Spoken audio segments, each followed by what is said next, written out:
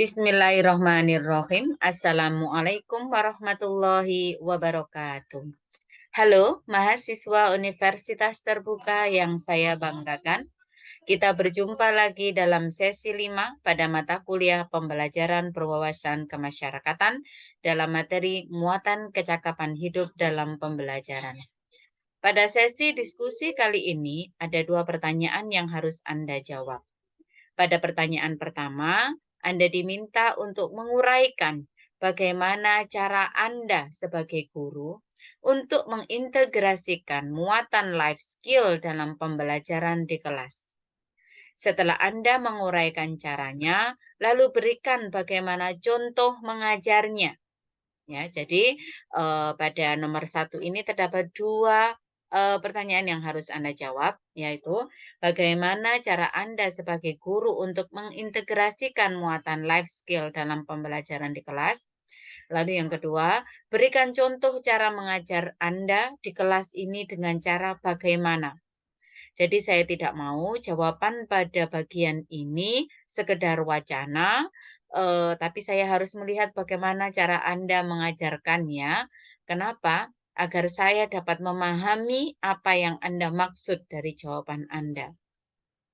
Pada pertanyaan kedua, Anda diminta untuk menuliskan apa saja manfaat yang didapatkan oleh siswa selama pembelajaran yang sudah Anda rancang di nomor 1 tadi.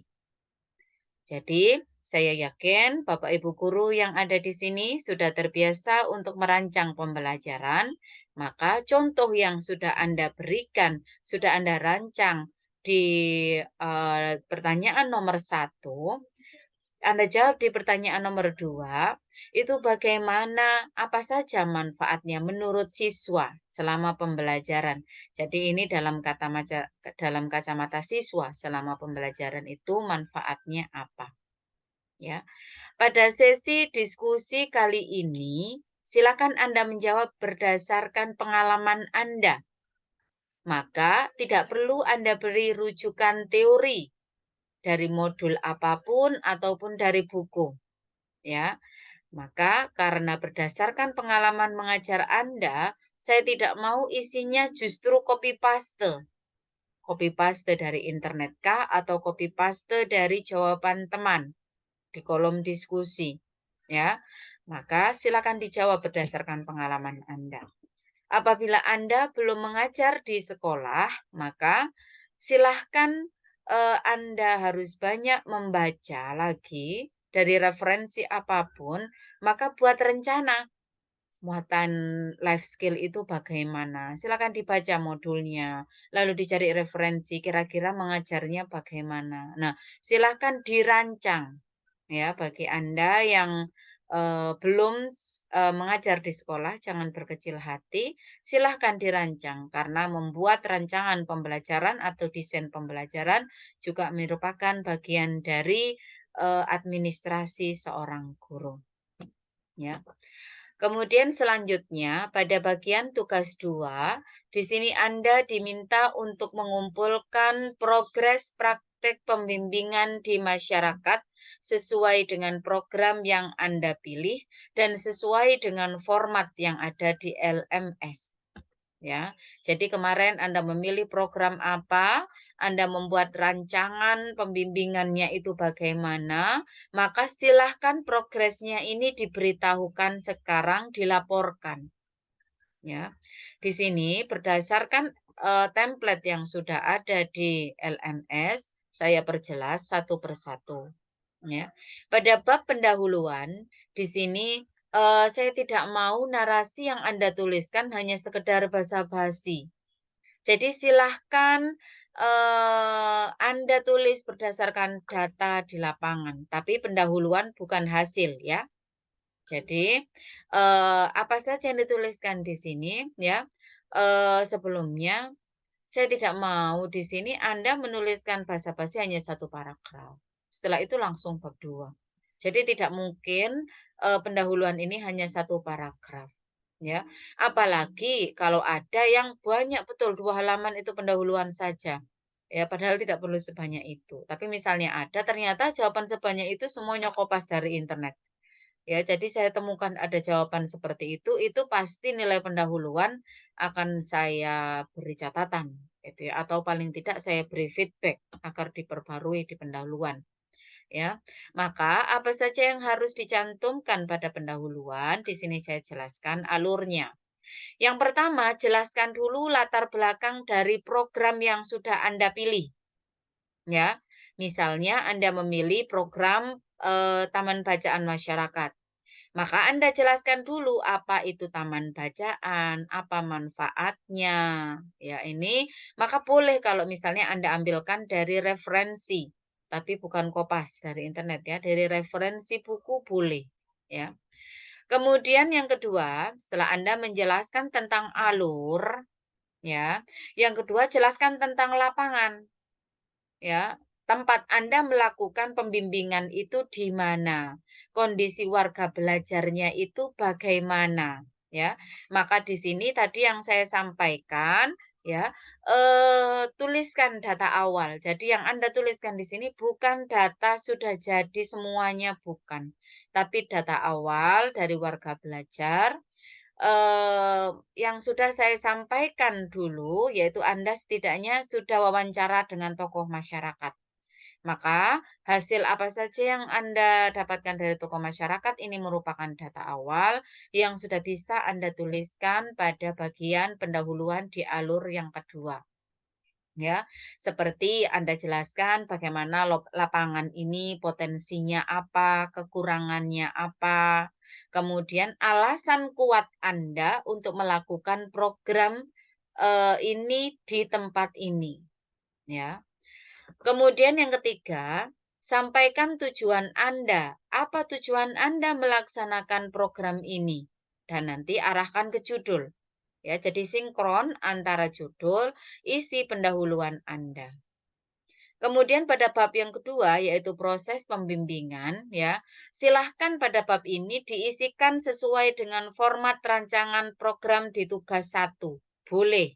Ya, jadi apa yang sudah Anda kerjakan di tugas 1, silahkan dilengkapi dituliskan kembali atau di copy pastekan pada program pada bab proses pembimbingan. Tetapi karena pada tugas 2 ini adalah tentang progres, maka otomatis tidak sepenuhnya rancangan itu Anda copy paste di sini. Anda harus melampirkan foto kegiatan.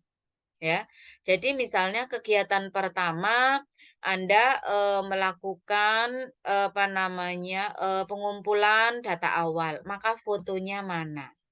Ya, pengumpulan data awal warga belajar Anda sudah kumpulkan, lalu Anda tes diagnosis. Jadi Anda tes diagnosis dengan warga belajar ini sudah data awal, di sini harus ada fotonya.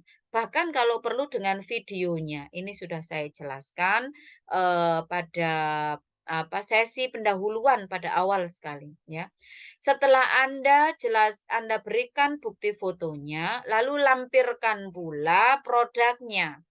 Jadi kalau yang Anda lakukan di kegiatan pertama itu adalah mendiagnosis warga belajar, maka hasilnya apa? Produknya di sini adalah hasilnya apa? Otomatis hasilnya adalah data dari hasil diagnosis.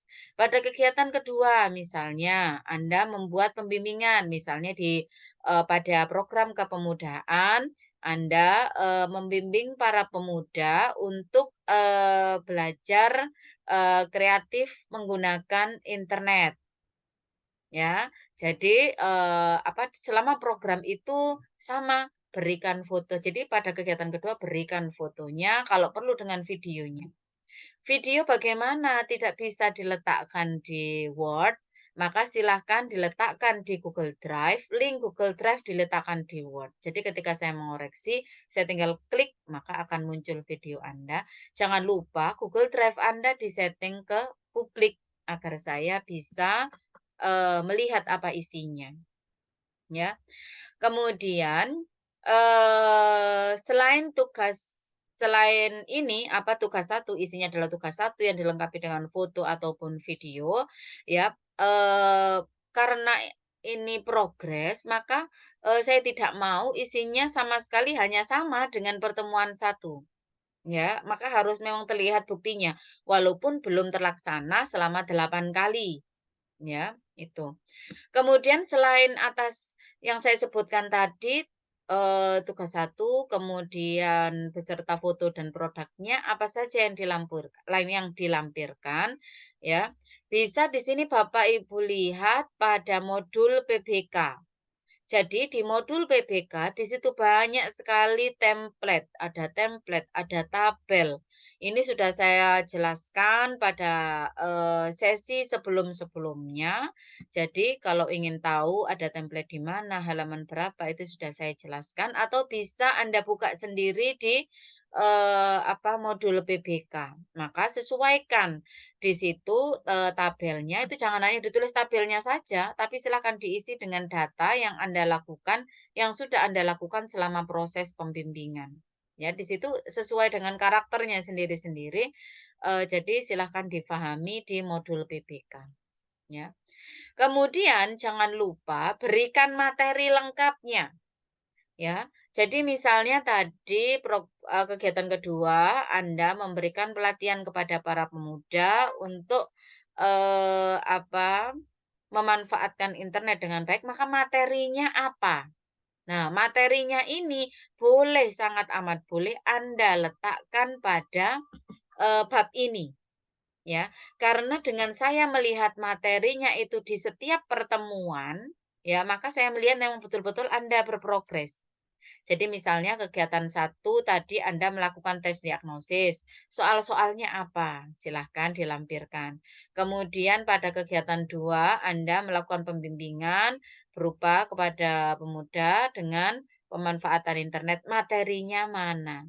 Jadi lengkap di sini, ada materinya, ada foto, ada video, kemudian itu di tiap pertemuan, ya. Kalau misalnya videonya susah ini, kebetulan, kita punya YouTube, kita upload di YouTube. Wah, ini malah saya lebih memudahkan saya daripada di Google Drive. Karena kebanyakan di Google Drive ini lupa untuk men-setting public, ya. Jadi saya tinggal klik, saya masuk ke YouTube, ya. Kemudian, kalau misalnya sudah seperti ini bentuknya, maka saya benar-benar sudah melihat bahwasannya Anda berprogres, ya. Kemudian ya, kalau misalnya ada yang tidak mengumpulkan bukti sama sekali, foto tidak ada, video tidak ada, materi tidak ada, maka otomatis di sini saya bisa memberikan nilai rentang 0 sampai 50. 0 kalau misalnya memang yang dikumpulkan itu sama persis dengan tugas satu, bahkan tidak sesuai dengan template yang sudah saya berikan, maka otomatis akan saya berikan nilai 0. Ya, jadi silahkan Anda bagi sendiri selama 8 kali tatap muka, maka kalau setengahnya, ya progres yang diminta maka harus sudah jalan berapa kali. Nah, ini Anda yang lebih tahu.